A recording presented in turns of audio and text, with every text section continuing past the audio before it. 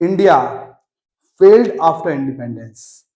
Imagine, अगर आज mobile लेने के लिए भी गवर्नमेंट परमिशन लेनी पड़ती और इंडिया को वीट भी अमेरिका से मांगना पड़ता। This was the condition of Indian economy between 1950 to 1990। आज इस चैप्टर को बोरिंग नोट्स की तरह नहीं, नेटफ्लिक्स डॉक्यूमेंट्री स्टाइल में पढ़ेंगे। 1947 में इंडिया फ्री तो हो गया बट इकोनॉमी ऑलमोस्ट ब्रोकन। तो next topic is types of economic system. तीन इकोनॉमिक सिस्टम है। Capitalist economy, capitalist economy mainly dependent है, कंट्रोल है प्राइवेट सेक्टर के हाथ में। सोशलिस्ट इकोनॉमी मेन एम होता है सोसाइटीज वेलफेयर, कंट्रोल है गवर्नमेंट के हाथ में। और नेक्स्ट है mixed economy, combination of government and private sector. Basically इसको बोलते हैं एमएससी की डिग्री। M mixed economy, S socialist economy, सी कैपिटलिस्ट इकोनॉमी। इंडिया ने बोला फुली अमेरिका नहीं बनेंगे, ना fully USSR, union of Soviet socialist Republic, हम दोनों की कॉम्बिनेशन लेंगे। इसलिए इंडिया ने अडॉप्ट करा मिक्स्ड इकोनॉमी। एक तरफ प्राइवेट सेक्टर, दूसरी तरफ गवर्नमेंट कंट्रोल। बेसिकली क्या हो गया, एक पनीर पिज्जा बन गया। क्या तुम लोग मिक्स्ड इकोनॉमी सपोर्ट करते हो? कमेंट में लिखो यस और नो। गवर्नमेंट ने बोला 5 साल दो, हम इंडिया बदल देंगे। इसलिए हमारे देश में सरकार कितने साल के लिए बनती है? 5 साल के लिए बनती है। कुछ गोल्स होते हैं गवर्नमेंट के, जैसे यहाँ पर गोल्स दिए गवर्नमेंट के। पहला होता है growth. Growth is basically the GDP of the country. जितनी जीडीपी बढ़ेगी उतनी कंट्री की ग्रोथ दिखेगी। नेक्स्ट इज इक्विटी, इक्वालिटी होना चाहिए। Next is modernization. Modernization is basically adaptation of new technologies, जैसे अभी एआई आर्टिफिशियल इंटेलिजेंस है। नेक्स्ट इज सेल्फ रिलायंस, आत्मनिर्भर भारत। तो याद करने की एक शॉर्ट ट्रिक है जो है gems, GEMS। So now we will discuss about agriculture sector from 1950 to 1990। एक टाइम ऐसा था इंडिया के पास खाने के लिए भी इनफ ग्रेन्स या फूड नहीं था। 1950 के टाइम इंडिया की इकोनॉमी मेनली डिपेंडेंट थी एग्रीकल्चर सेक्टर पर। एग्रीकल्चर सेक्टर में भी बहुत सारी प्रॉब्लम्स थी, बिकॉज हम क्या यूज करते थे? Old farming techniques. There was low productivity per एकड़ of land. Next is food shortage.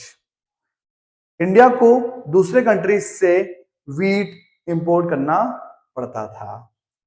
फिर आया ग्रीन रेवोल्यूशन 1960s में। ग्रीन रेवोल्यूशन मतलब high yielding varieties of seeds. Next is अच्छी इरिगेशन फैसिलिटीज एंड फर्टिलाइजर्स। इनके use से हमारी ये जो तीनों प्रॉब्लम्स थी ये सॉल्व हो गई। ग्रीन रेवोल्यूशन ने इंडियन एग्रीकल्चर सेक्टर को पूरी तरीके से ट्रांसफॉर्म कर दिया और हमारे इंडियन फार्मर्स बन गए real super heroes of the country. Imagine करो, फैक्ट्री खोलने के लिए भी गवर्नमेंट परमिशन, प्रोडक्शन इंक्रीज करने के लिए भी परमिशन, इंपोर्ट करने के लिए भी परमिशन। यही इंडिया की कंडीशन थी 1950 से 1990 के बीच में। इसलिए इंडस्ट्रियल डेवलपमेंट बहुत जरूरी था।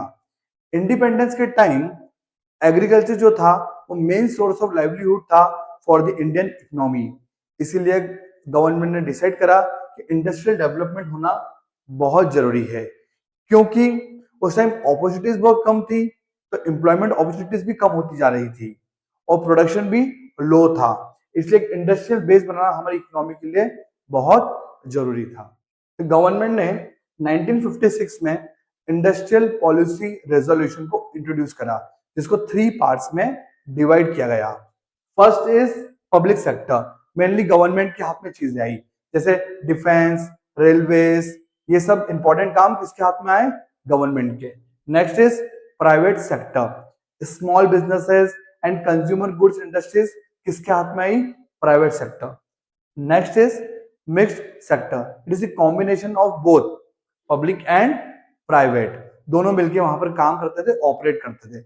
बेसिकली गवर्नमेंट ने बोला सारे इंपॉर्टेंट इंडस्ट्रीज हमारी, बाकी बाकी काम तुम देख लो। नेक्स्ट इज इंडस्ट्रियल लाइसेंसिंग, मतलब उस समय सरकार का चलता था लाइसेंस राज। फैक्ट्री लगानी है, लाइसेंस। प्रोडक्शन बढ़ाना है, लाइसेंस। मशीन इंपोर्ट करनी है, किसकी जरूरत है? लाइसेंस की। मतलब उस टाइम गवर्नमेंट ऐसी थी जैसे स्ट्रिक्ट स्कूल प्रिंसिपल जैसी। आज भी ऐसा सिस्टम होता तो स्टार्टअप सरवाइव कर पाते हैं? कमेंट में बताओ यस और नो।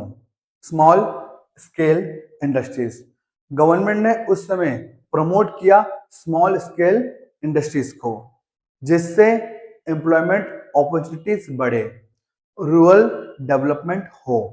इसलिए बहुत जरूरी था हमारे देश में स्मॉल स्केल इंडस्ट्रीज को सपोर्ट करना। एग्जाम्पल थी हैंडलूम इंडस्ट्रीज, ये एग्जाम्पल होती है स्मॉल स्केल इंडस्ट्रीज की। Foreign trade, India versus foreign companies. अगर इंडिया में फॉरेन प्रोडक्ट्स फ्रीली आ जाते तो शायद बहुत सारी इंडियन कंपनीज सरवाइव ही नहीं कर पाती। इसीलिए 1950 से 1990 के बीच में इंडिया ने फॉरेन ट्रेड पर बहुत कंट्रोल या स्ट्रिक्ट कंट्रोल रखा। फॉरेन ट्रेड क्या होता है? जब आप दूसरी कंट्रीज से गुड्स बाय करते हो तो उसको बोलते हैं इंपोर्ट। जब आप दूसरी कंट्रीज को गुड्स सेल करते हो तो उसको बोलते हैं एक्सपोर्ट। कमेंट करो, इंडिया ज्यादा इंपोर्ट करता है या एक्सपोर्ट करता है? व्हाई इंडिया रेस्ट्रिक्टेड इंपोर्ट्स, यही बात करेंगे हम आज। गवर्नमेंट को फियर था फॉरेन कंपनीज इंडियन इंडस्ट्रीज को डिस्ट्रॉय कर देगी, इसलिए गवर्नमेंट लाई थी इंपोर्ट सब्स्टिट्यूशन पॉलिसीज। जो प्रोडक्ट बाहर से आ रहे हैं उन्हें इंडिया में ही बनाना। एक तो ये एम हो गया गवर्नमेंट का। दूसरा टैरिफ्स एंड क्वाटास। टैरिफ्स में क्या होते हैं?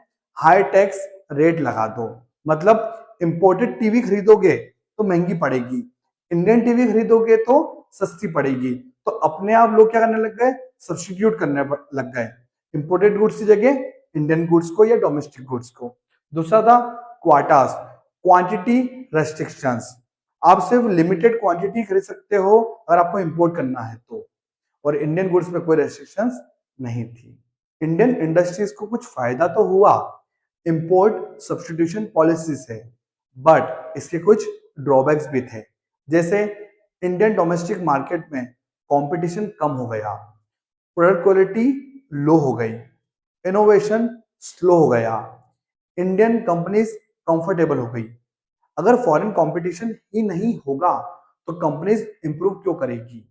बट एक्सेसिव प्रोटेक्शन की वजह से हमारी इकोनॉमी की ग्रोथ 1950 से 1990 में स्लो हो गई।